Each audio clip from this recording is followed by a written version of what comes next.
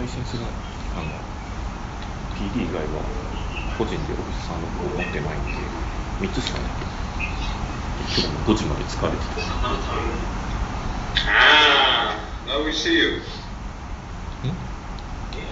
Hi. Oh, okay. Hi. Hello. Hey. Oh, good. How are you? Good morning. Finally. Good morning. Okay, let's go. Yeah. Okay. We have 6 participants from Mizuno side. Myself カメラ動きました。 and 小川さん Hello? and Yeah. 佐藤さん佐藤君。 and 伊藤さんお父さん。 and 吉田さん Yes. Good morning. and 長尾さん is How a do you boss do? How do you do? for Holy hand. 小川さん We have 6.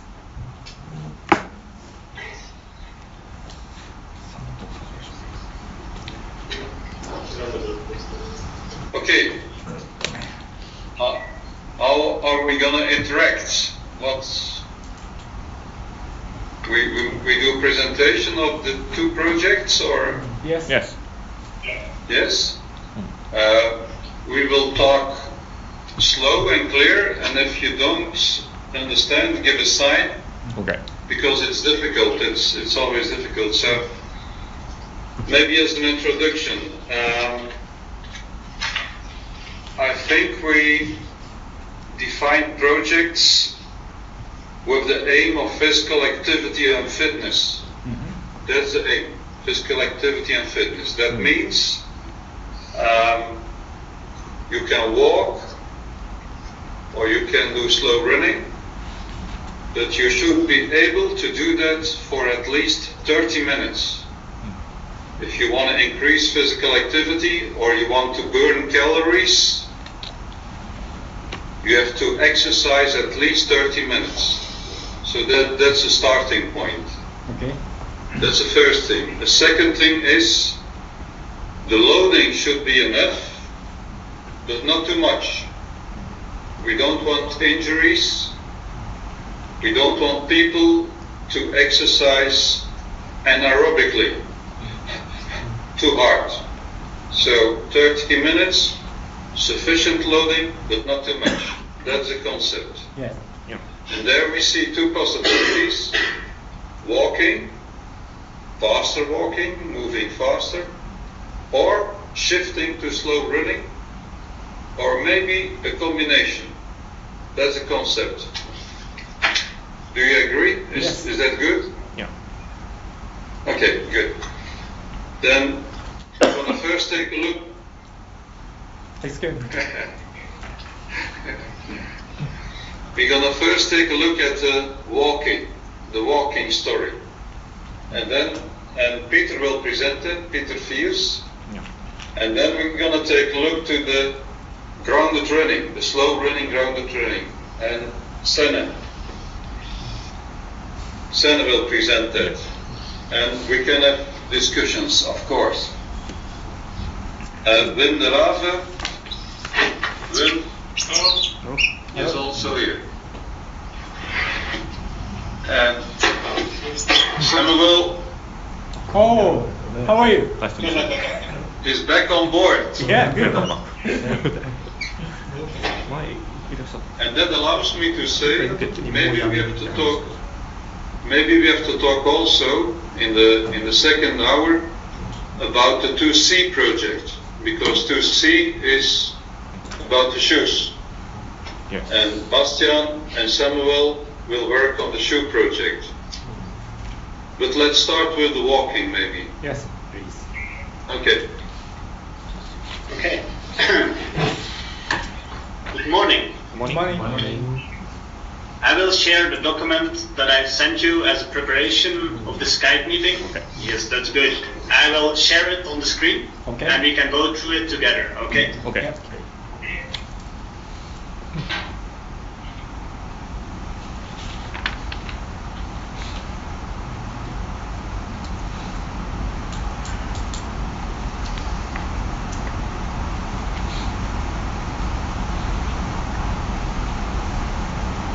So, are you able to see the document? Okay. Yeah. Okay, that's good. So I'll start first with a short introduction about the goal of the Moving Faster project.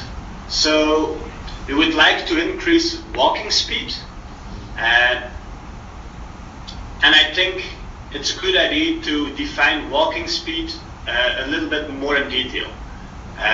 There are a number of options. We can increase preferred walking speed, which is about 1.2 meters per second. We can choose to increase fast walking speed, which is above the preferred walking speed, but below maximal or transition speed. We can try to boost the walk to run transition speed, or we can try to increase the maximal walking speed.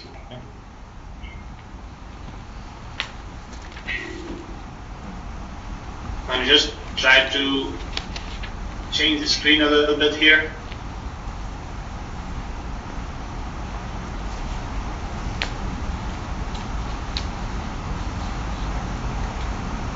Okay, now we can see you as well. Oh, thank you.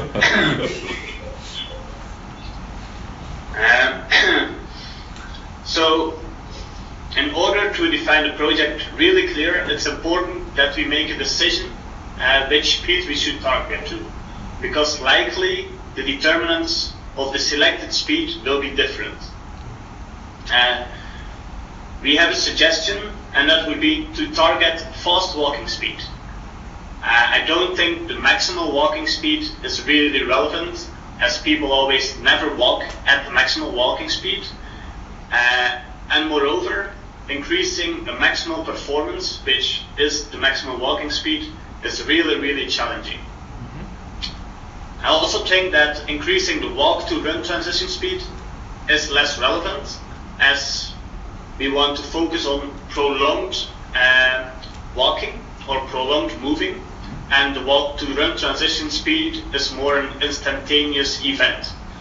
That lasts us two options, which means we can focus on preferred walking speed or on fast walking speeds. We know from literature that preferred walking speed is determined by the metabolic cost of walking. There is a minimum, and that minimum corresponds to the preferred walking speed. It is suggested that altering this minimum, so more placing it to the right of the speed spectrum, would also change the preferred walking speed, as that it still corresponds to the minimum. So in order to change preferred walking speed, we should target the metabolic cost. We should alter the metabolic cost landscape in such a way that people prefer to walk faster. We also think that that will be very challenging, and moreover, preferred walking is at the minimal cost of locomotion, which means it's probably not the most suited case for physical performance, physical activity, excuse me. Therefore, we choose to go to a fast walking speed. And fast walking means it's above preferred walking and below the walk to run transition. So it's somewhere in the area between 1.4 and 2 meters per second. There's not a lot known about fast walking for prolonged durations. In literature, therefore, we refer to literature on the walk to run transition speed. Those protocols typically investigate different movement speeds, and they impose them at subjects, and subjects are asked to walk and run at this speed. Subjects then indicate what they think is the preferred locomotion. And if you see this figure, on the x-axis you see speed of locomotion, but somewhere in the middle, the preferred transition speed. Remember, this is a protocol from a walk to run transition. At the y-axis, you see a possible determinant. The walking are the circles, and the stars are circles, the stars are walking, and circles are running. By doing so, we see kind of a figure which indicates that below the transition speed, walking, the determinant of walking show the lowest value, while above it's higher than running. It's important to realize and to know that each step, so each point at this axis refers to its time scale of about 30 seconds to 2 minutes. So every item here is not really prolonged walking. It's only for 2 minutes. In this protocol, it's not a problem, since the goal is to get information about the walk to run transition. However, we are more interested in prolonged walking. So actually we should have more or less a figure like this, and where each point refers to a more or less 30-minute walking or running activity. Unfortunately, this doesn't exist. So, or we should make this ourselves, which would take really quite a lot of effort, or we can use this information and try to extrapolate it to prolonged walking activities. By looking at the walk-to-run transition, we see that in literature there are 4 possible determinants that determine the walk-to-run transition speed. The first one is overexertion of the tibialis anterior, which is an ankle dorsiflexor muscle. It is supposed that this muscle reaches its maximal capacity, which determines the transition to running. Also, hip flexors, as for example the rectus femoris, are supposed to reach a maximal, and when transitioning to running, they drop in activity level. Similar is true for the ankle extensors, which at high walking speeds, the less favorable contractile conditions would make it hard to create enough power, and therefore a transition to running would relieve these muscles. Sometimes also the hip extensor muscles are mentioned, but I think based on literature we know there is less evidence that actually this muscle or this muscle group would trigger the transition to running. So in the transition to running, these 3 muscle groups increase activity during walking until maximal walking speed just prior to transition is reached. When a transition is made towards running, activity level and loading of these 3 muscle groups drop clearly in running. Yeah. This gives us indication that these trigger the walk-to-run transition. Okay? Yeah. You're still with me? Yeah. Okay. As we are interested more in, I'm gonna show the same what I just told on this conceptual figure, but on the x-axis velocity, and on the y-axis a possible determinant. What we see here is that the first dashed line, that's preferred walking, a determinant has a certain level. Increasing speed will basically increase the load of that determinant until a maximal capacity is reached. This is represented by the horizontal dashed line. At that moment, there is a transition made towards running, and when we increase speed further, the loading of this determinant still increases, but it's still not reached its maximal capacity. Okay, so this is the figure, the concept of gate transitions.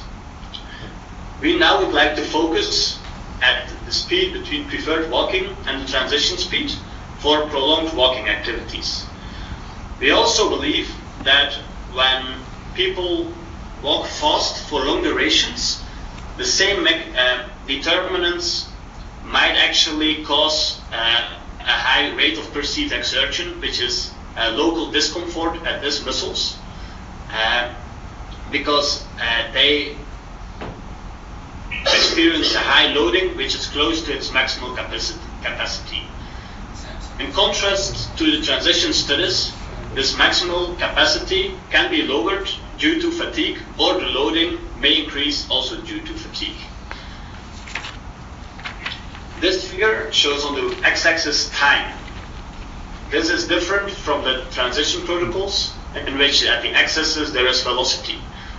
So we suggest to choose one fast speed, which lays about 1.8 to 1.9 meter per second. I think there's still some possibility to discuss really the exact speed, because that will be important. And then we will do a prolonged walking activity with as goal to walk for 30 minutes.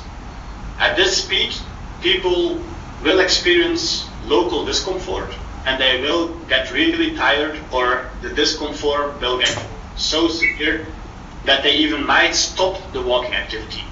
We try to select the speed that people are able to walk 30 minutes, but not easily 1 hour, because then there is not enough discomfort. So it should be the high levels of discomfort should be presented between 30 minutes of walking and about 50 minutes of walking. That's our goal.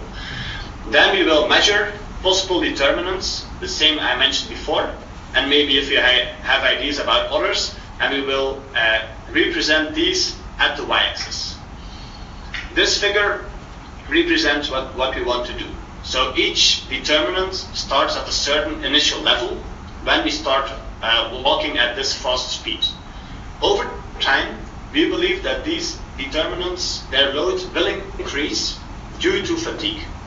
It actually is the same as the maximal capacity of that determinant will decrease. That's just a matter of definition. Over time, we'll see that load increases, and we don't know how this will evolve, as such prolonged walking experiments at fast speeds never have been executed. Activity level is expected to rise, and at a certain point there might be a deflection, or it might just go straight linear. We have no idea, but we are quite certain that at a certain moment a threshold, which is the maximal for that determinant, will be reached.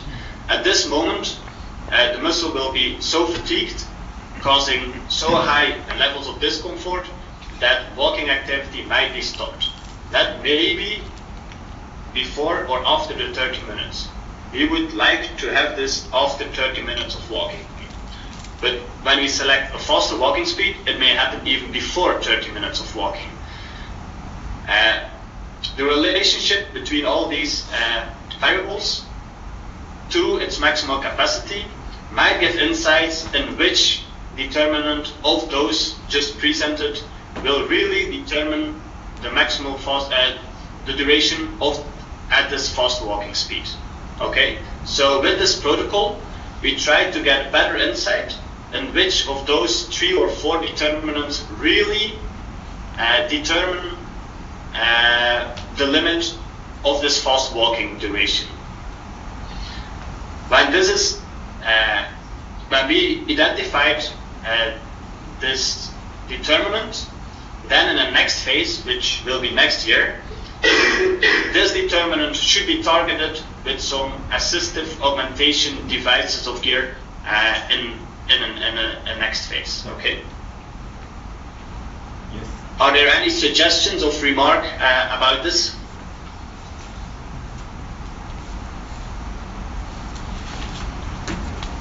Do you have a plan? How many subjects do you introduce to any experiment?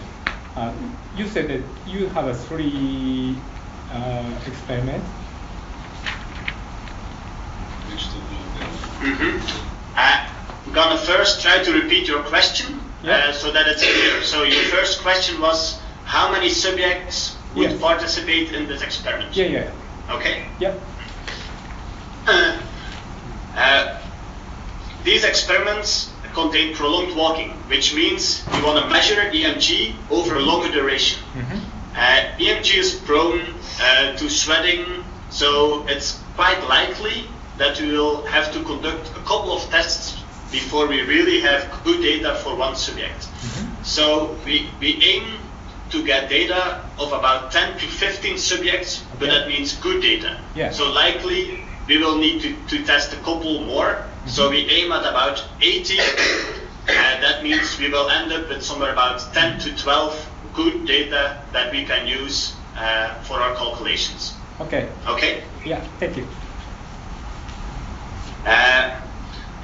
Then for this experiment, I think it's important to discuss our tested population. So not only how many subjects that we will test, but which kind of subject do we want to test. We have a couple of suggestions. So first suggestion would be, I'm gonna search the right section, to test physical education students. For us, this is relatively easy to recruit them, as we have them here studying at our facilities. But maybe physical education students are not the target group of Mizuno in a later phase. Another option would be to test trained runners. That means adults who regularly run, let's say 2 to 3 times a week. These people have very well fitness and are capable of doing this fast walking from a metabolic point of view. So that means we really can focus on the triggers for them. But maybe also this population is not really relevant for Mizuno. We also can target slow runners or start to runners. But another option is actually to take just regular normal adults.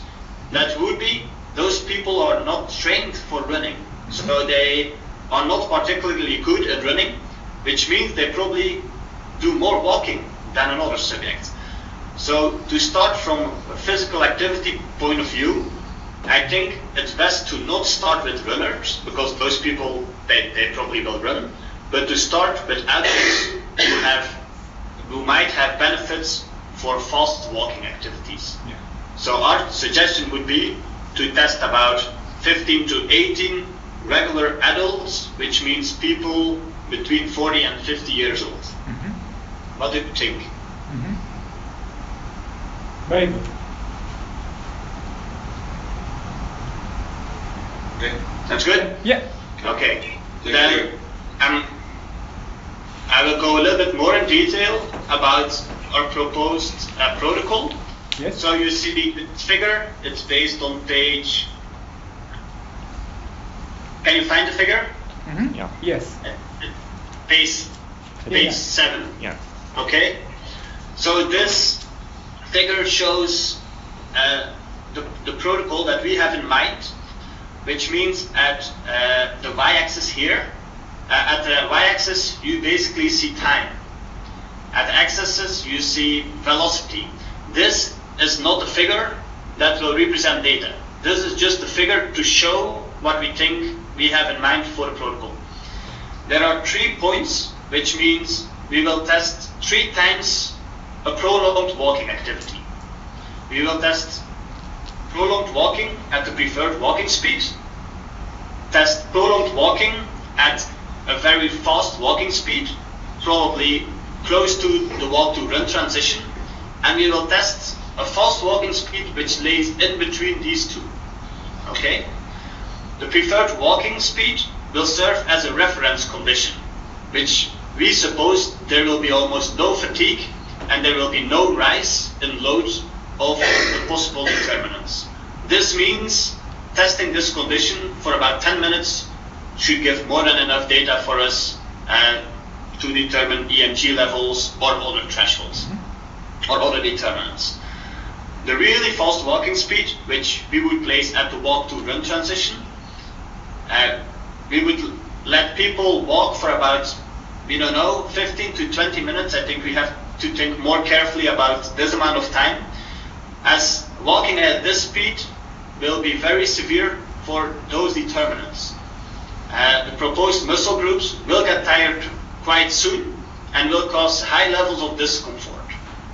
So people will get actually quite sore at these muscles. So we should be a little bit careful about that. When people are not able to walk for 30 minutes at this speed, which is what we suspect, then people will need to stop the activity level. This means that one of the proposed determinants will reach its maximum level. So this experiment, we can confirm which determinant actually limits the duration at this fast walking speed. The same protocol we will do for the fast walking speed, which we think is the relevant walking speed. At this walking speed, metabolic cost of walking is increased compared to preferred walking speed. So it is good for physical activity.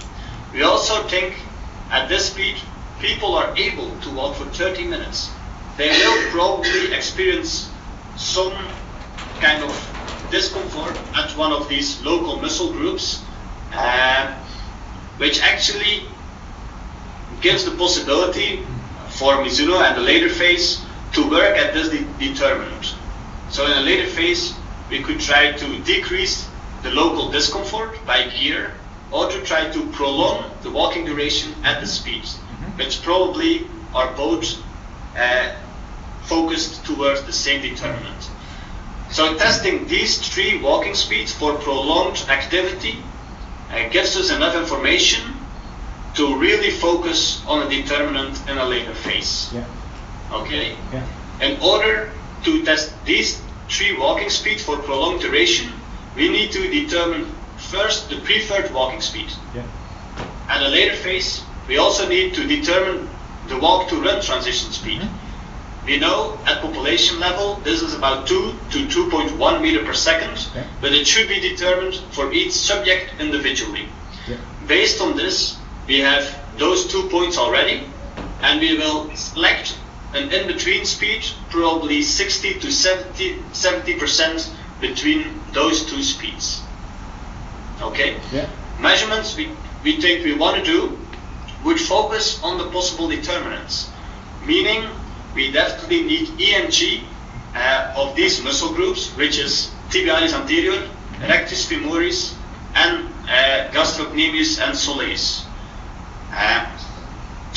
Another thing we need to do in this protocol, and I think this is critical, but it's also the most challenging part of this protocol, is to determine the maximal threshold level, the maximal loading capacity of these muscles. We still have a lot of questions about that. We are not entirely certain how to select the maximal loading capacity, as maximal loading is dependent upon the task. We know that if we put these people in a biodex, which measures maximal force and maximal voluntary contraction of EMG, that is the highest level that we can experience. We know for repeated activities, like walking, this highest activity is never reached. Even during walk-to-run transitions, only 50 to 60% of MVC is reached. But a real number for the determinant, we do not have in mind yet.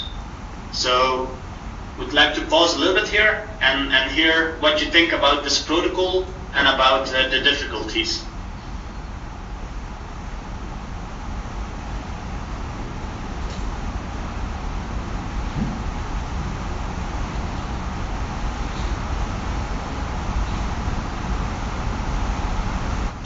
Can I ask you something? Yeah. We think that the red dot in the middle, so the speed at about 2/3 between preferred walking and transition speed, that's a relevant speed for to increase activity. Yeah. Do you agree, or is that too high? Or Yes, I agree, and I think this is a very good reference for the later half of our project. Yeah, thank you.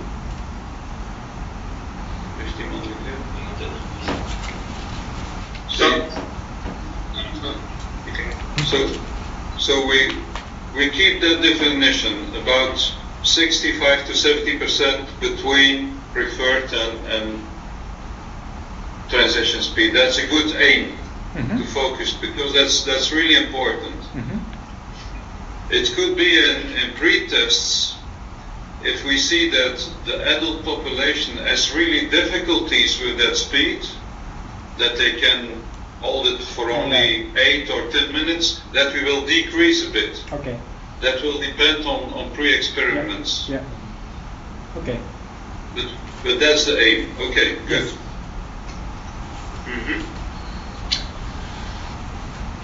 Yes.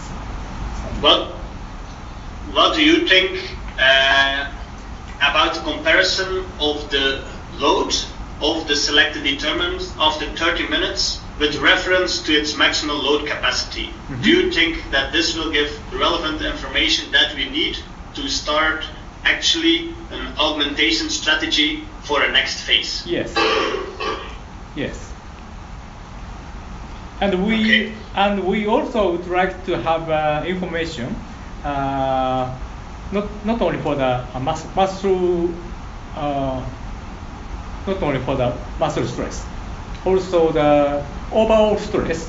It means, for example, ground reaction force or tibial acceleration. Ground reaction forces. Yeah. So you also would like to have ground reaction forces, yes, and a measure for impact shocks like yes, peak tibial accelerations? Yes.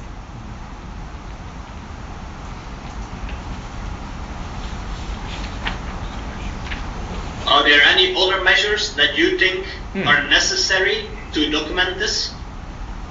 Yes, the information connected to the prolonged experiment in the figure 5.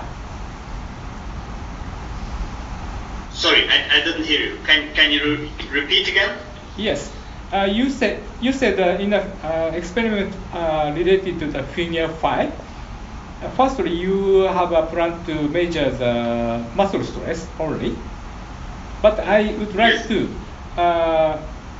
get the information with muscle stress and overall stress.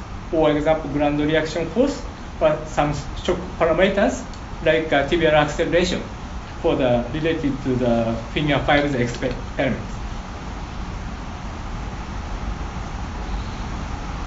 Okay, so you, besides local muscle stress, yeah, you also want to have some measures for overall stress level. Yes. So that can be measured by ground reaction forces. Yes. And by, for example, peak tibial acceleration. Yes. Am I correct? Yeah. Thank you. Okay. That's good. Then we have a question about the determination of the maximum loading capacity, as I think this is the most challenging part of this project. I think we need this level because only if we really need the level for this activity, we are sure that that determinant limits the walking duration at this fast speed. But to our knowledge, such a determination of maximal capacity for this activity is not present in literature. So do you have any ideas or suggestions how you would determine the maximal capacity for those muscles or for the overall stress in this particular situation? I have no idea without muscle stress and overall stress. Maybe the capacity for the metabolic related one is very relevant from these parameters. So I think that is right to measure the muscle stress or overall stress to find the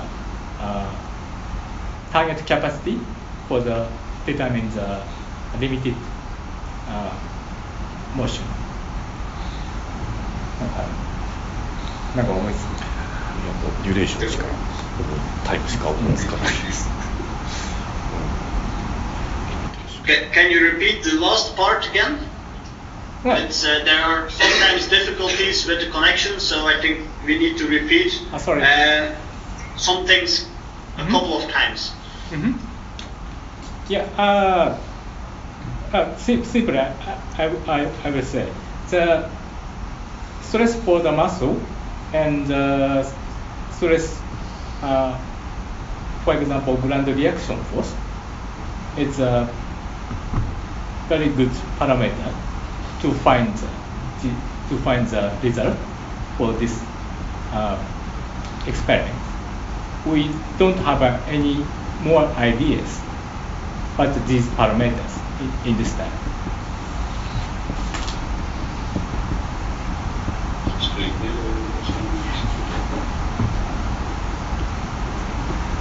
So you agree? Yes. Thank you. But you also agreed that we should determine the maximum load capacity, Yeah. although at this moment we do not really have an entirely defined way to do so. Yeah. So that would be a kind of exploration, probably looking again in some fitness literature and some other literature about determining factors for certain human performance, Yes. to see what these people used, and if it not exists, maybe we should come up with really, really smart ID, test it, and use it then for our protocol. Yeah. Okay? Thank you. Okay. Just one extra remark, and I would like to hear your opinion about it. I don't think it's necessary to test metabolic costs of locomotion, as actually we know that metabolic cost, even for walking at these fast speeds, is lower than running. So we don't think that the metabolic cost is the determinant for these fast walking speeds. Yeah. So therefore, we think it's not necessary to measure it. So we wouldn't measure it. Yeah. Do you agree? Yes. Okay.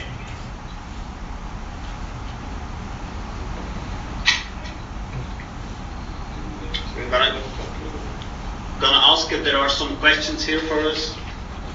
Any other questions? No? Perfect. Thank you. Okay. Yeah. Okay. Gonna get back to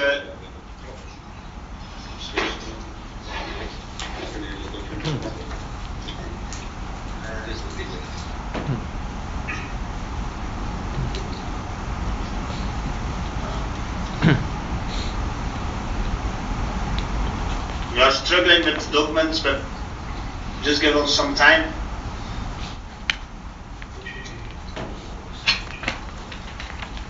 Sena. So I will give the word to Senna. Yeah.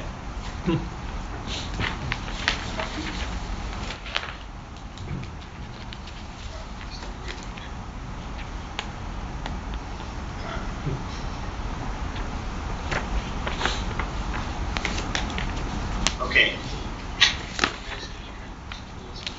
Senna? We can change.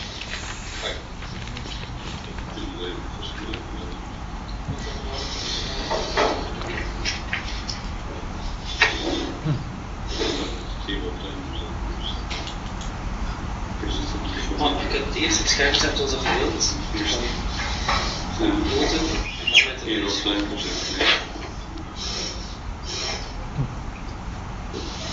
En dan met de waarom kan dat? Als ze dan naar beneden scrolt, zit er niet in. Zo. Ik kan het zo net zijn van die op deze marge zetten.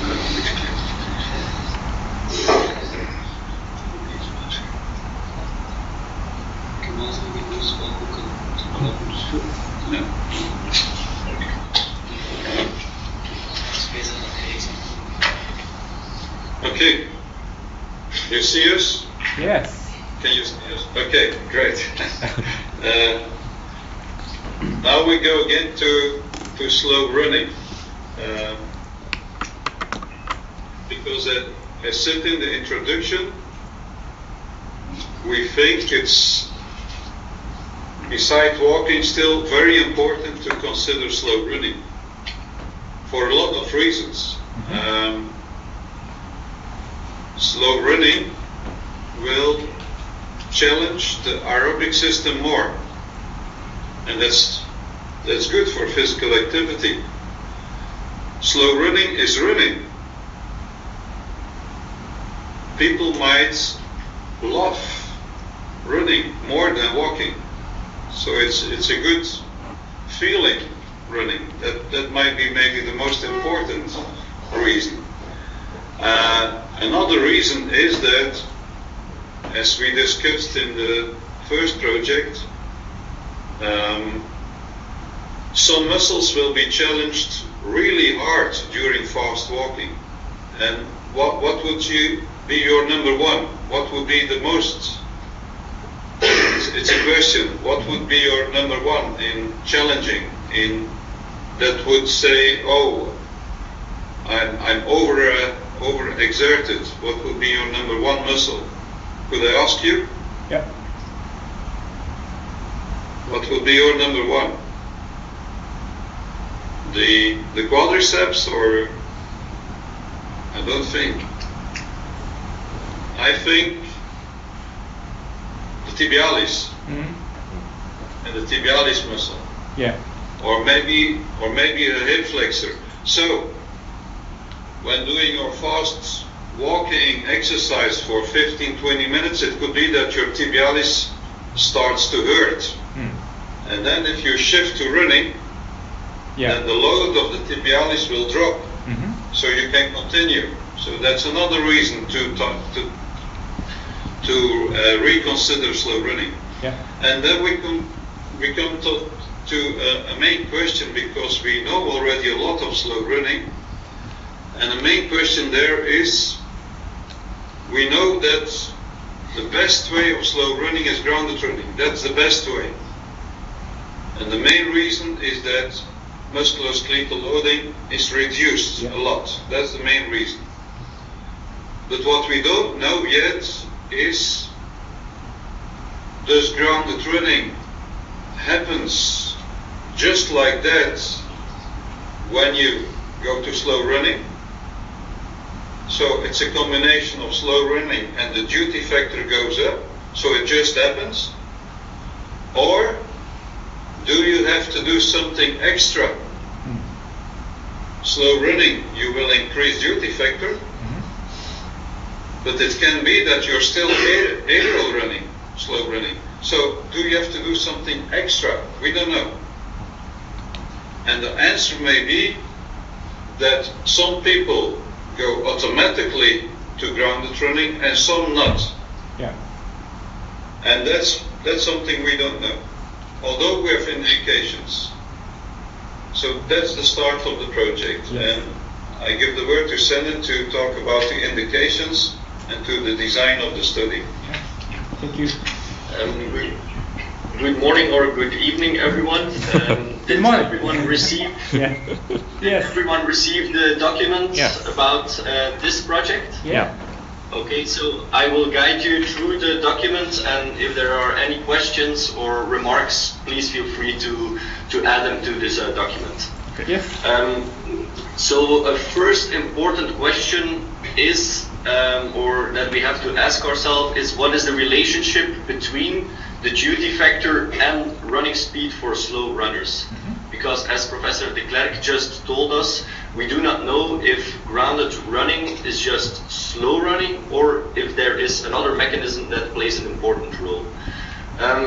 What do we know already from literature? In literature, duty factor has a linear relationship with the velocity, covering over a wide range of running, slow and higher running speeds.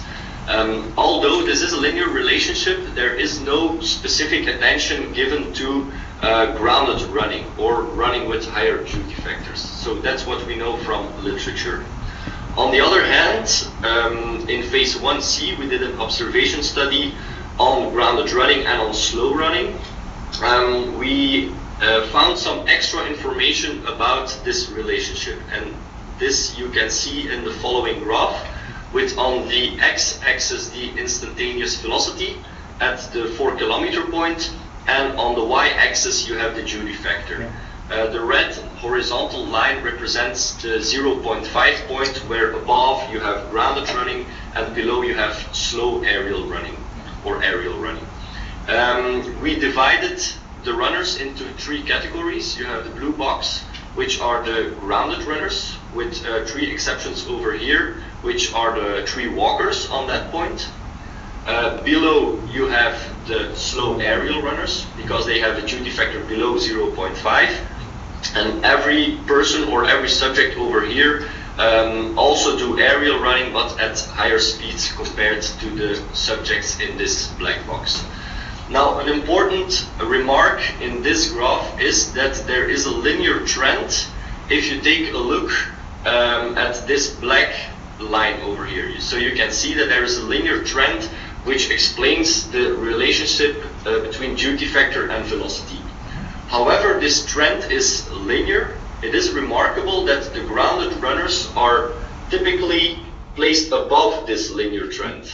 So, if I'm going a bit more down, it looks like that for the aerial runners, including the slow aerial runners, there is a linear relationship between duty factor and velocity.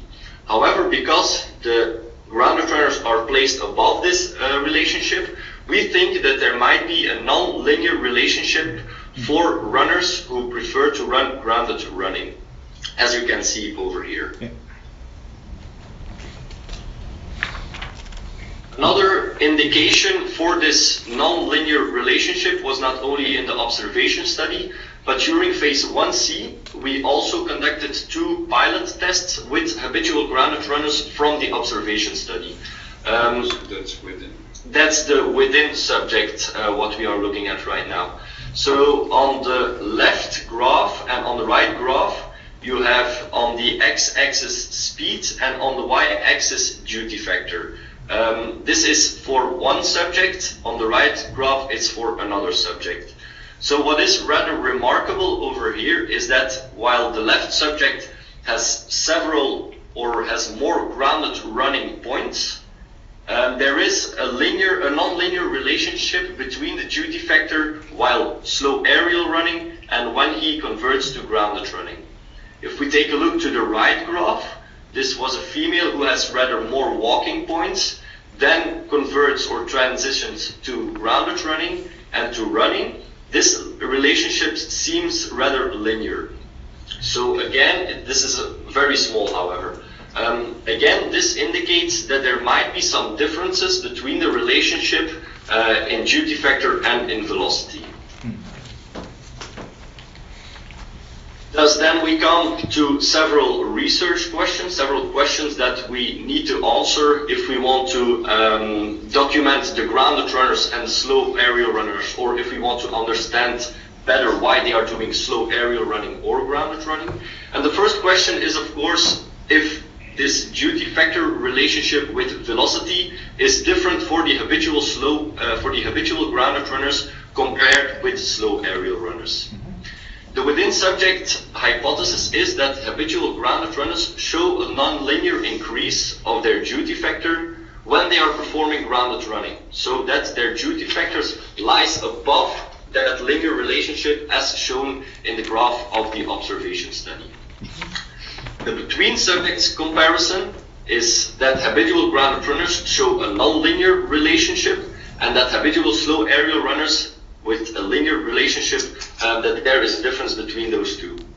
And we also expect that for the whole speed range, their duty factors of the habitual grounded runners are higher than for aerial runners. So over the whole range of speeds when looking to this relationship.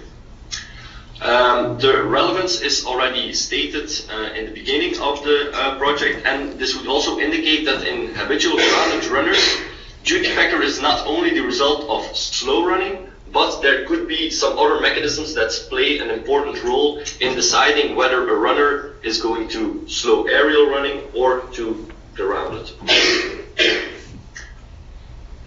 However, it is very tempting to try to answer the question why the duty factor is relatively higher compared to when grounded running compared to slow aerial running. It will require a large variation and a lot of subject and experimental effort to try and answer this question. So we think it is best that we focus on the question why the relationship, or if the relationship is different between velocity and duty factor for the grounded running group and the slow aerial running group.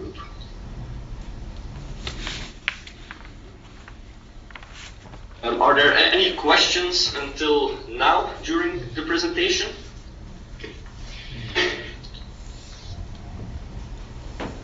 Yeah. No question? And it is also very curious for the in figure 2, the right side figure.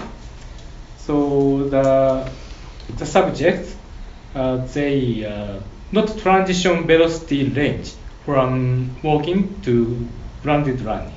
That they suddenly change the locomotion from walking to grounded running in a slow area. But left side, the person has a transition range from walking to running by the grounded running.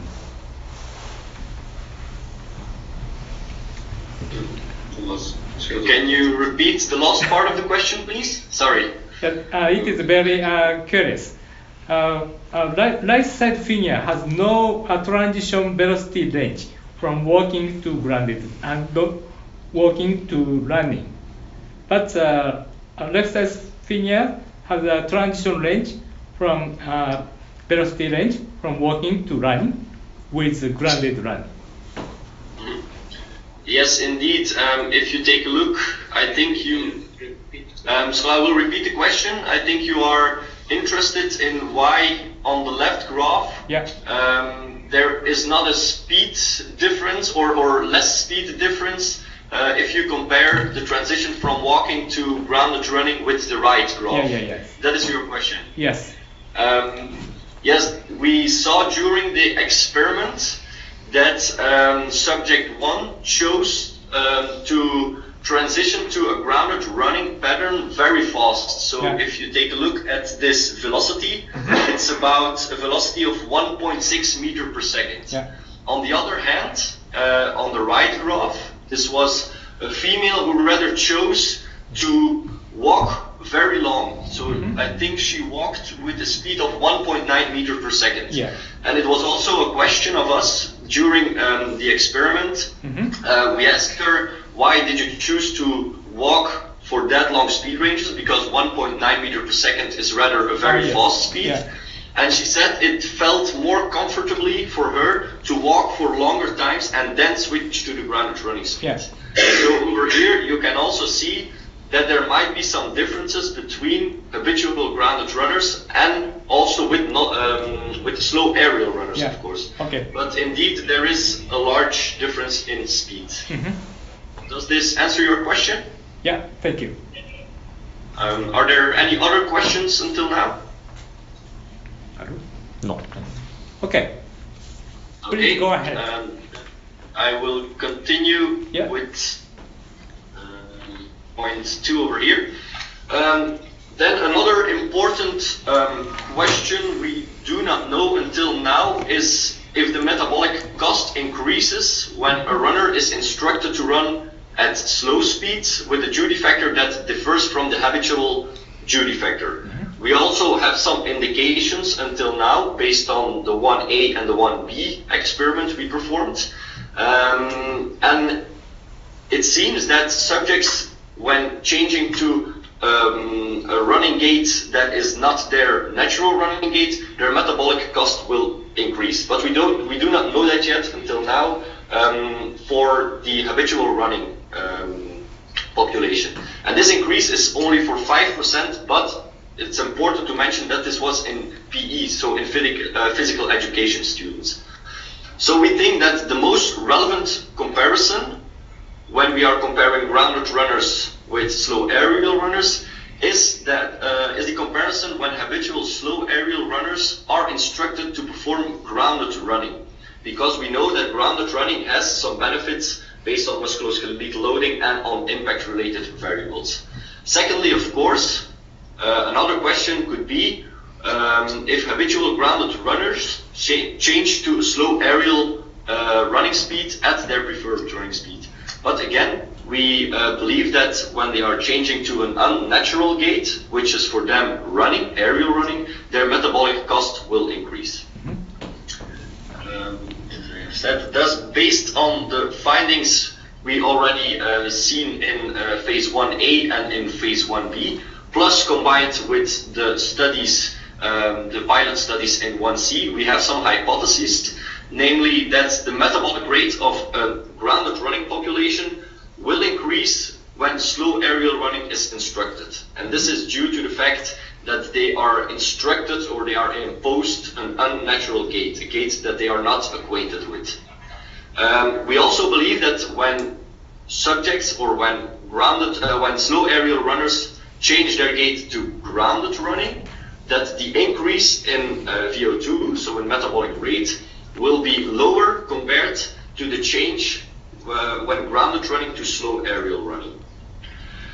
The third question is a very important question, I think, and this concerns the habituation phase. Until now, we only asked subjects to run for 5 minutes in their natural or in their unnatural gait. But I think that when a habituation phase, so for a longer time, for perhaps 20 minutes, the subjects can get acquainted to the grounded running locomotion form, that this increase in metabolics, which was now 5%, could be much lower or could be even cancelled out. So it means that they could come to the same level of metabolic rate when they are slow running, slow aerial running, compared to instructed grounded running. But this we do not know yet. An important remark is that these questions need to be answered because in the 1A and the 1B protocol we used physical education students. And because these students have a rather good condition, they have a good aerobic condition, the increase of 5% in metabolic rate is not that bad. If they run with 5% extra, they will still be running aerobically. On the other hand, this 5% seems small, but it could be a large difference for habitual grounded runners, because the habitual population is not that is in not a very good condition. So a 5% extra could be changing from aerobic intensity to anaerobic intensity. And that is something we have to be very careful for, and that's why these research questions are very relevant. Next, I will tell you something about the design and how we will try to measure or try to answer these questions. Yes. So the design is very similar to the design as we discussed during your visit here in Ghent, Yeah. And it will contain the following steps. So first of all, I think it's very important that subjects are habituated to the treadmill, because walking on a treadmill or running on a treadmill is not the same as running down the street or running in a park. So a habituation phase is necessary. Next, we would like to determine the preferred walking speed, the preferred running speed, and also the walk-to-run transition speed. Because we would like to base our steps, our incremental steps, it will be an incremental speed protocol. We would like to base those steps on the difference between the preferred walking speed and the walk-to-run transition speed. If the speed difference between those two speeds is rather small, we will use small steps. So we have enough walking steps, enough grounded running or aerial running steps, and perhaps some steps in the higher running regions. So these speed steps are based on the delta speed between the preferred walking speed and the walk-to-run transition speed. The incremental protocol, we would like to have subjects also run at several speeds. So we would like to have them to walk at several speeds, then do a grounded running, natural of course, and we would also like to have some speeds reaching aerial running. This could be with a duty factor of 0.45 or even a little bit lower. Whether or not this should be done in an increasing or in a random step protocol, there is some discussion of that, and I would like to hear your opinion about that. Because right now we can offer the steps naturally with speed increasing. So we will not ask the subjects to do walking or grounded running. We will ask to do their preferred speed, to do their preferred gait. So if they are walking, that's fine. If they are choosing grounded running at a very slow speed, it's also good. We will not intervene. But we have some questions about the step protocol, if it should be random, the steps, or if the steps should be incremental. Then another important question we would like to ask, and which is very necessary to answer the question if, for example, metabolic rate is higher when it's instructed, is that we would like to impose an instructed grounded running or an instructed aerial running. So you can see over here on the graph, the black crosses are walking condition. This is of course an example of subject. The squares in red are spontaneous grounded running. The gray triangle is spontaneous aerial running. And then we would like to ask the subject to do an instructed aerial running if their preferred gait at preferred running speed is spontaneous grounded running. On the other hand, when they would do aerial running at their preferred speed, we would like them to change to a grounded running pattern. So, on the one hand, if they are doing grounded running, we would like to do them instructed aerial running. On the other hand, if they are preferring aerial running, we would like to instruct them with grounded running. So is this figure clear for you, or do you want some extra information? Yeah. But I have that is one difficulty. If the preferred running speed is too high, it is very hard to instruct it to the grounded running at the same speed. So I think what you are proposing is to do an aerial running and a grounded running at the same speed, or not at the preferred speed, but at one speed that is the same for all subjects. Yeah. Yeah. Okay.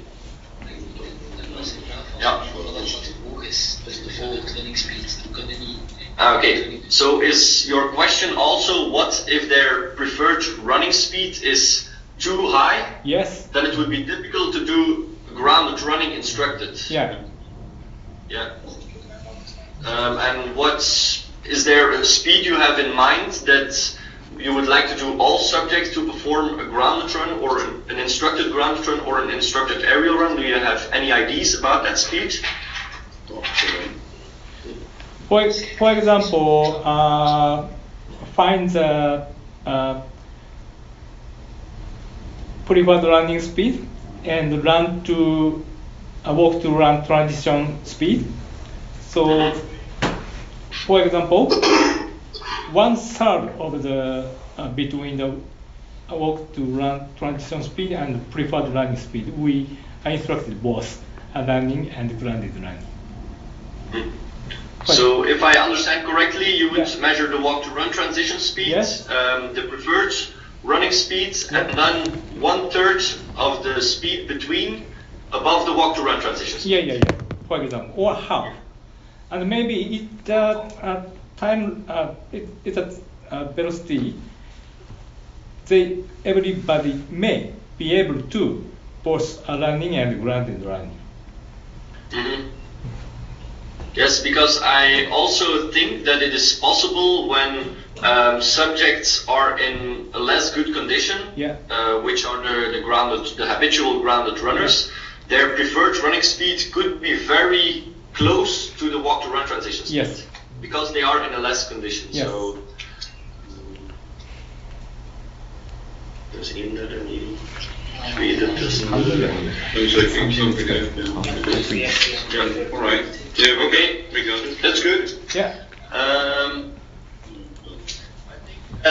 We didn't talk about the population, but I think it's very straightforward that we would like to include subjects from our population, from the observation study, which are 7 grounded runners and 7 slow aerial runners. And firstly, please let's check the preferred running speed first. Yeah. So we would check the preferred running speeds. Yes. From the subjects in the observation study or during the experiment? During the experiment. Yeah, okay. Yeah, so we should check the preferred running speed to be sure that they are slow runners and not that their preferred running speed is very high. Yeah. Yeah, okay, that's good. Yeah.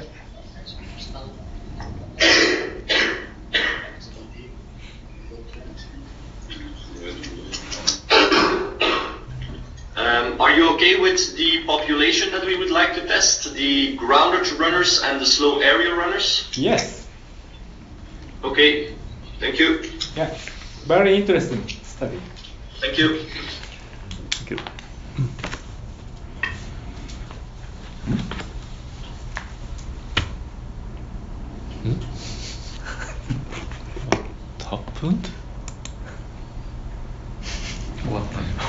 間違えて切っちゃったのかな向こうが。終わったと思ってそんなことはないと思 C もやるよね。います。もう一回アクセスしてみようか。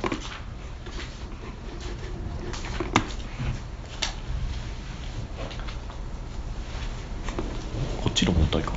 違う。こんなところで。もう一回。参加してる。おー。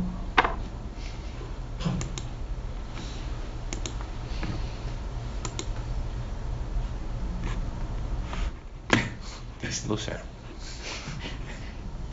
待ちましょうか。もう一回。唐突な終わり方。ファイルを消すのとソフトを消すのを間違えた。すごすぎるな。いやでもあっちが切ってもこっちはなくならないからね。僕の問題、違うともあっちの問題じゃないと。何も触ってなかったんですけども、なんか時間設定あんのかな。でも中途半端やな。1時間半ぐらい経ってるから。他の人が入ってきたんかな。その可能性はあるか。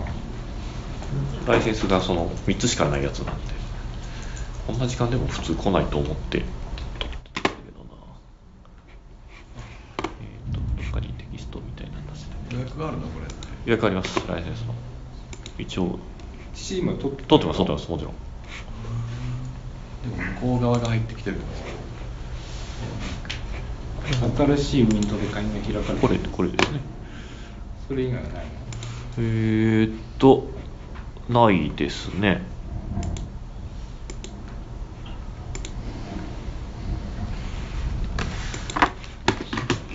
メッセージ出すのはどれ？これかな。まあでもいないからな。メッセージも何も頭じゃない。メールってチャットしてもいい意味ないですよね。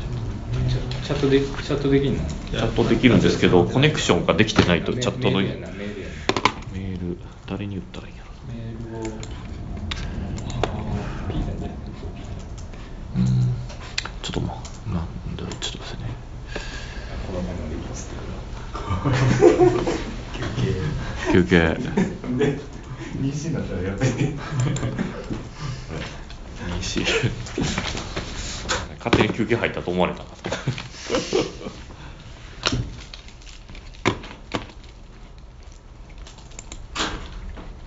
あれなんでやろ、ほんまに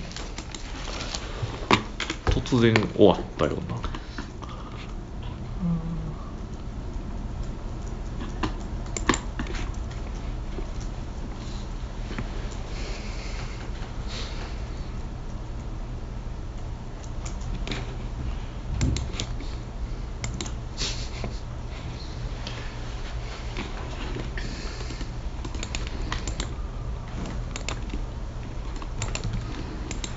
メールした。してないです。してます。しましょうか。なんて言ったらいいですか。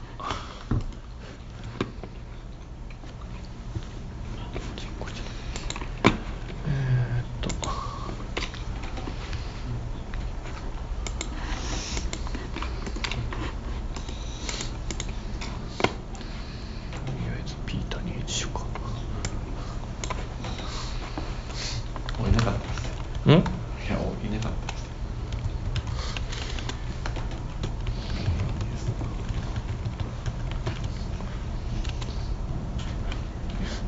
さあ、コネクション。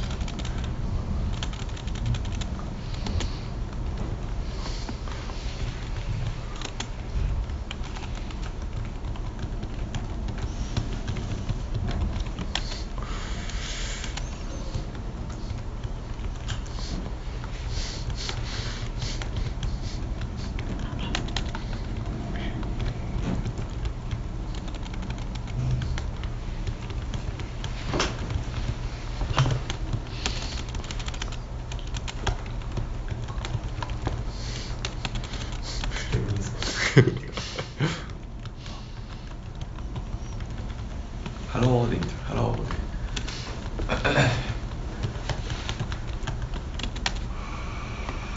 とりあえずピーター立ってるスペル。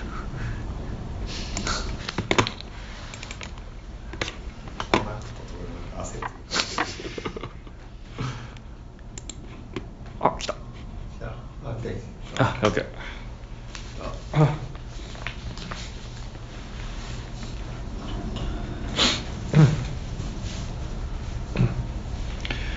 佐藤さん、次どうしましょうか。A がこれでとりあえず OK なので、C の話。まあ、ちょうどつながりました。どういう形で進めるかですね、C に関しては。C のそのプロポーザルは向こうから最初にというかその進め全方やね体の、でその後テストシューズの話になったら私から内容の説明はします。あ、OK。Hello again。No audio。 3人目は今僕がちょっと言っちゃったんですぐ出ます。何だったっけ。聞いた。難しいな。3人。先行ってみたら。その問題かなと思って言ったら出ました。出た。少し時間差があるのかこんなに不安定でしたっけ、スカイプのみ。音声入ってるような。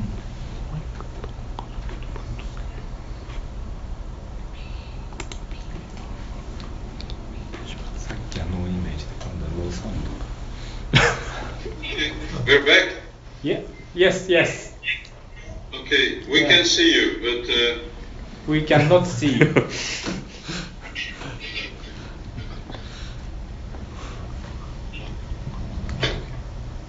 Ik denk dat het niet duidelijk is.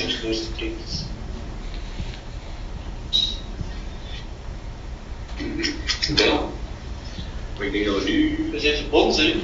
we zijn verbonden. Ik denk dat Can you hear us? Yes. But you cannot see us. Yeah. I cannot see. no video. No Yeah, video. no video. Doe het video misschien wel. 同じだ。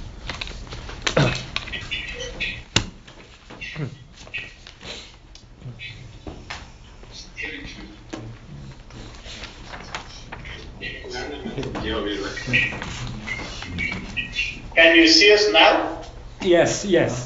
No. No. Sorry. Sorry. I can hear you.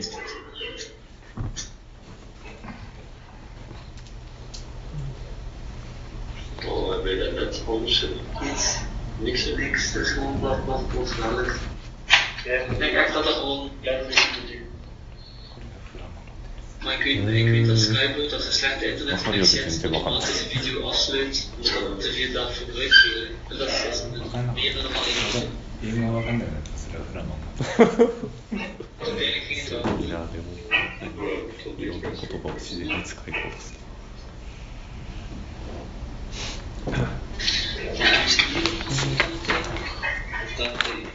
En in Skype staat nu weer alweer in de centrum. Nee, dat gaan we zelf. この青い絵誰が描いたの？吉田君。iPhone のアプリ、そうiPad のアプリです。すごいね。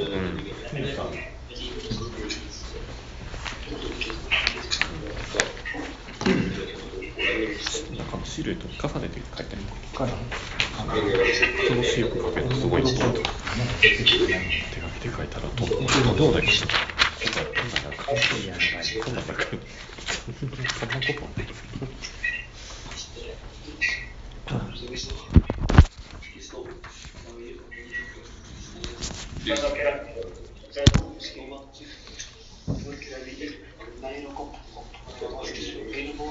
Yeah, so then back.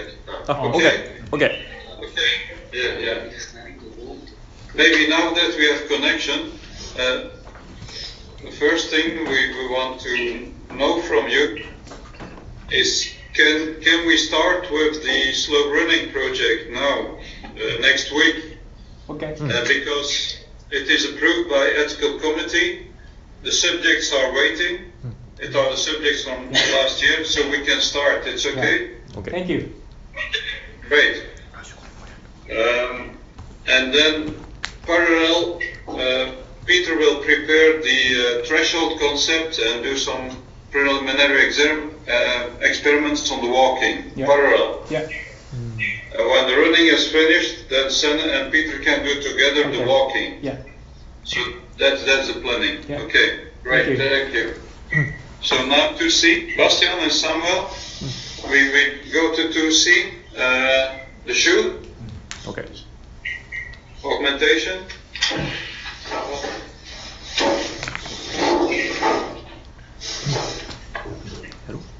Hello。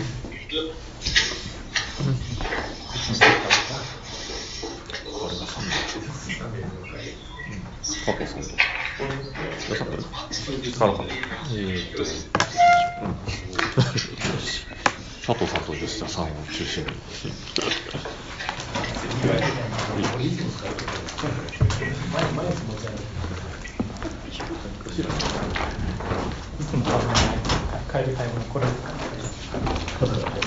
不動産やると思って。駅で。こんな感じです。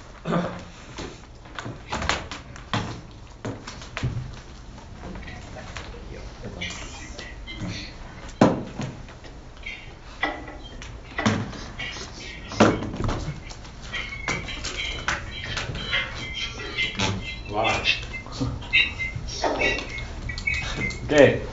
How are you? Hello. Fine, thank you. How are you? Yeah. I'm fine. So, thank you for sending us your proposal on the running shoe parameters that you would suggest for the 2C project.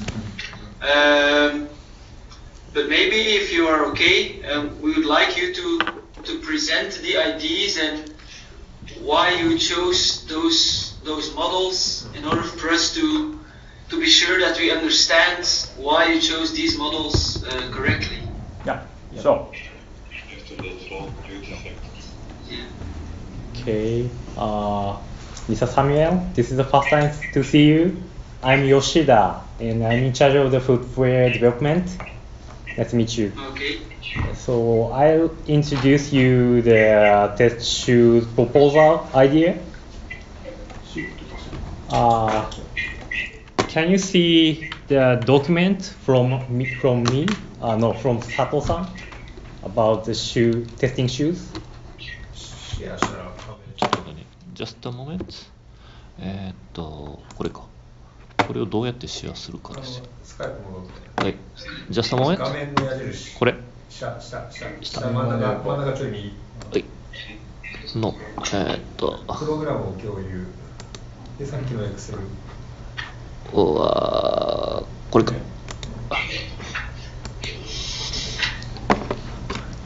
画面よっさん、こっちの方か。こっち、どうする？全画面表示になってます。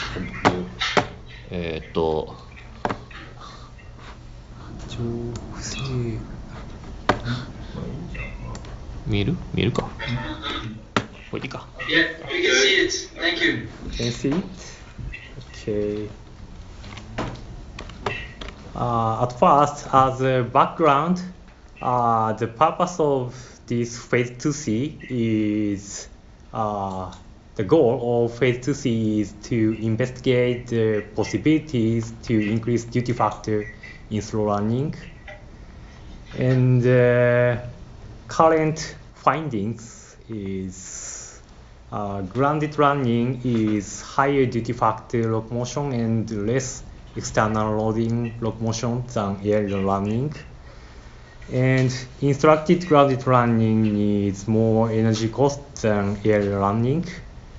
And so our hypothesis is that the muscle around ankle inefficiently work, and the movement of ankle angle during grounded running is different from aerial running. That's the findings current situation. And because of this, we have made a proposal idea like this. As control parameters variables, we set 3 points. One is orientation and the stiffness of ankle joint, And second one is the flexibility of MP joint. And third one is the ease of rolling or locking of forefoot area. And to achieve these three parameters, we propose these idea sketches. And at first, to control the orientation and stiffness of ankle joint, one of the idea of control this parameter, we attach instep or a heel band to the anchor band, like this picture. And this condition use three levels. First is free for the forward and heel side both, and the second level is four instep band attached to the anchor band, and in this case, those flexed orientation is made, and the ankle stiffness is stiffer, becomes stiffer for the plantar flexion. And third one is attach heel band to the anchor point, and the position of ankle joint is more plantar flex orientation. This picture shows the same ankle angle, but actually we'd like to do more changed ankle position. For example, second one makes toe is up and attach this band, and the third one toe is down and attach heel side this band. The band have slightly elastic properties, and we can yeah.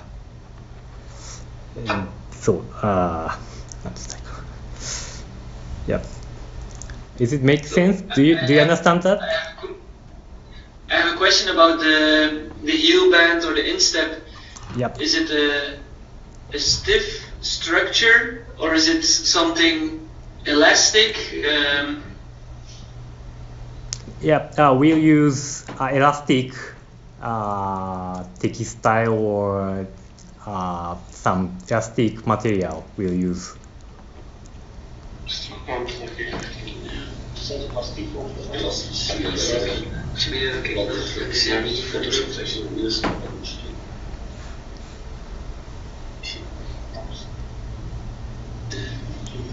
Do you have any concern? Ja, op zo'n hetzelfde moment. De middelste figuur, de elastiek geeft torsieflexie. Misschien moet je dat vragen. De achterste figuur, de elastiek geeft plantar. So, if we understand correct, the middle with the dorsiflex orientation, yep. This would augment a dorsiflexion moment. So this would help the tibialis anterior muscle. Yeah. Yes. And the shoe on the right would help the calf muscles and the Achilles tendon. Yes. Yes. Yes. Okay.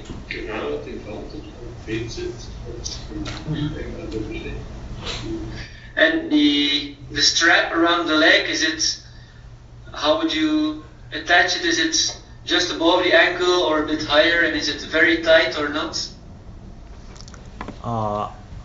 You mean anchor band for the above ankle? Yeah. Now we are considering how to design this real shoes or material. Yep. Because they're concerned venous pressure and return blood flow. Yeah, we'll make some prototype or some handmade prototype and check which way is better for to achieve this way. Okay. So So we understand the concept and we think that this could indeed influence walking or running. Yep. But how do you think that? What is the rationale behind it that such a concept could increase duty factor? Because you're adding ankle joint moments, whether it is plantar flexion or dorsiflexion moments. And we do not directly see how this could increase duty factor.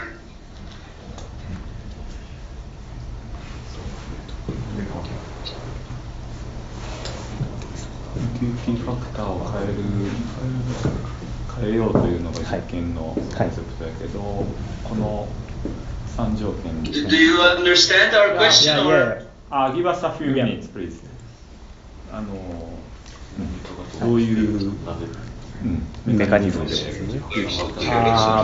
As our hypothesis, it is important to lean lower leg,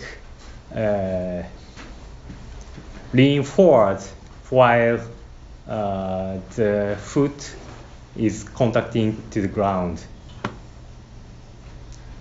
So to make the lower leg lean forward,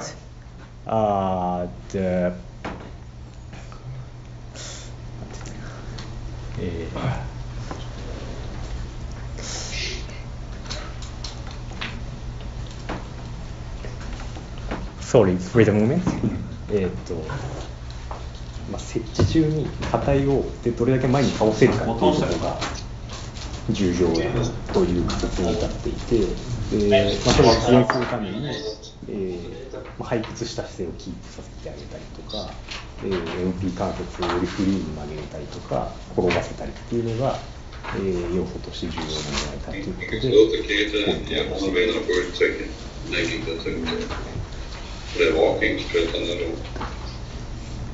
なので、デューティーファクター上がると予想しているところ真ん中が上がると、で逆のことをしたら本当に逆になるのかっていうのも含めたのがこの3番目。がデューティーファクター上がると。はい。Maybe if I can comment something on this suggestion. For instance, the middle shoe, Yep. it would help in the initial foot unroll. So the initial impact attenuation, which is done by the eccentric work of the tibialis anterior muscle for a heel strike. So this would help the ankle joint and the tibialis anterior during fast walking or during the impact phase in running. But I don't directly see how this could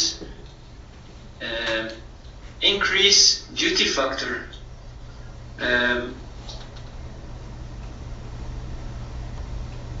そのデューティーファクターが増える理由というか仮説はどういうあれankle efficiency. So maybe, is it correct if we interpret that these models are designed to increase the efficiency of the ankle joint, but maybe not directly to increase duty factor? Or is that a wrong assumption? We have a hypothesis. We have hypotheses for this prototype, and based on our hypothesis, the middle one will increase the duty factor, and right one will reduce the duty factor. Okay. Okay, this is totally. We still don't know. We understand. It's still hypothesis. Yeah. So people might be difficult to top off with the middle prototype, and it will increase the duty factor. Maybe, we don't know yet. Okay.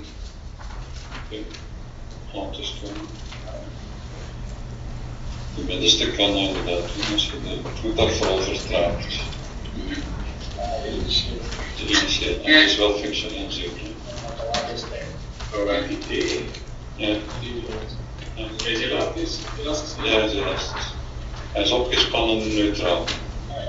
Dus je komt neutraal neer. En gaat voor mij neutraal. Dus door plantvitamin die altijd という仮説をcentrische hulp. 実際なっちゃいます。伊藤さんが走ったらなっちゃうかしてる。こういう設置から転がしていくような走り方になる。リーチできなくなっちゃう。リーチが遅れる感じで。最後足をいけないので。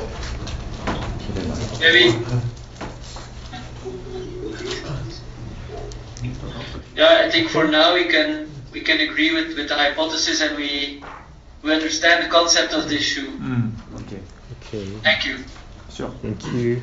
And okay, I'll talk about the next. Very nice shoe.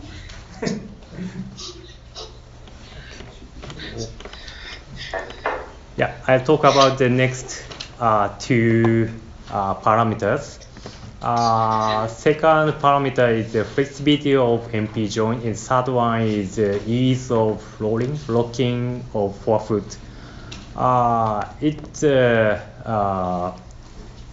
We prepared four types of soles, and the first one is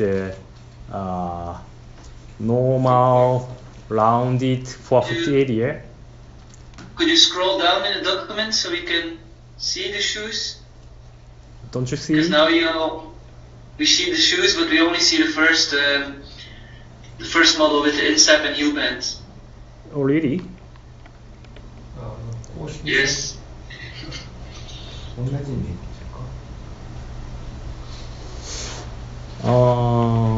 Now we are scrolling.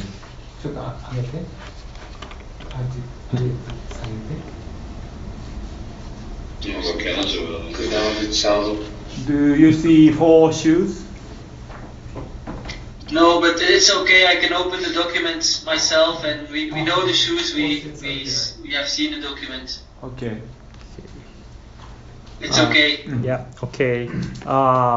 The second parameter is flexibility of MP joint, and the third parameter is ease of rolling of forefoot.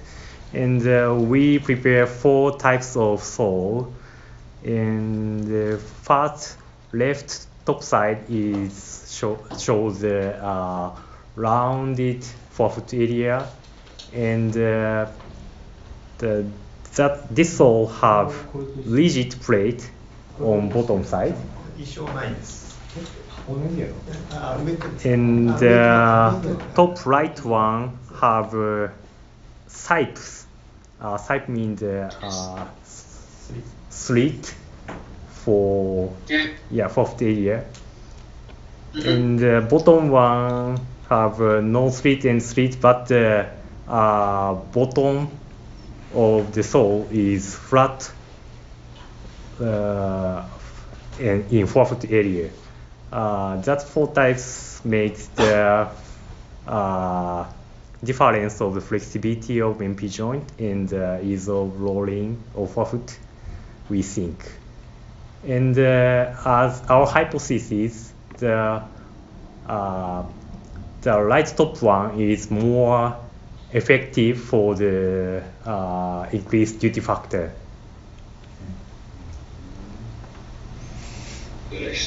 Yeah, rechtsboven. Yeah.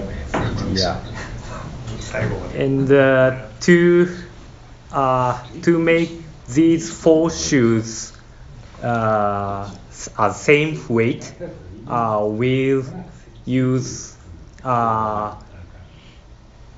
EVA midsole and rigid fit outsole rubber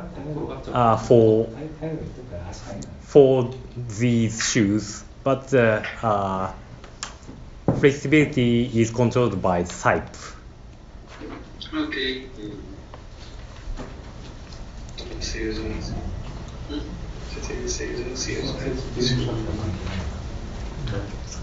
I think it's a good idea to make the shoes all have the same weight, and Yep. we understand the hypothesis and rationale behind these models to increase duty factor. そういう方面でそっちは分かんない。 Absorption capacity. Dat is daarmee inspreken. Welke shot heb je maken? Standaard.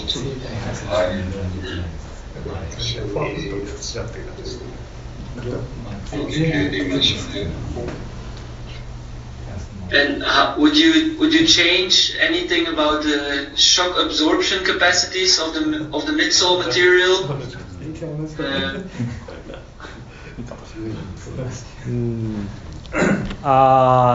Now we'll prepare the 12 levels about the 3 types of upper condition and 4 types of sole condition. So according to your document about phase 2C, it is available for use the 12 levels of shoes. So the まだこれ yeah 決まりじゃないか yeah just it's our first idea. So we'd like to discuss about the another condition or levels. Yeah, these are the draft ideas at this moment. So thank you for your proposal. It's really we'd like to think. You mean the changing the cushioning of the shoes? Yes. Yeah, that's also a very interesting idea. Bastian, how do you think which footwear introduce the grounded line? More cushion or less cushion? I think more cushion. More absorption. More cushion. More energy absorption. More So energy less absorption. bouncy, less elastic. Okay. Increasing the viscous. Yeah. If the material is more viscous and there's more energy dissipation, I think this would increase contact times and duty factor. Yes. So, but we are also still working on some footwear proposals, and we are planning to have a discussion about this with NET first, and then our plan is to contact you next week together with NET to present maybe our proposals for footwear conditions. Good. So that we can first have some advice from NET, and then NET can, together with us, communicate our ideas to you. You think that is a good approach? 3社でやる何時にするか問題が。あなた方の夜中の12時に日本が犠牲になる無理かそうなんだよ。誰が夜中の12時に来るんだよ。家で Laatste dags. Timing. Test. Yeah, okay. I think anyhow we need to you and Mizuno team and Dr. Ned-san need to discuss together. But Yes. we need to think about the time difference. So Yes. let's communicate by email always, including all together, and then Yes. discuss. Please discuss your team and Net-san, and please let us discuss Dr. Net-san. Okay. about So we our will ideas. do that. Secondly. Yes.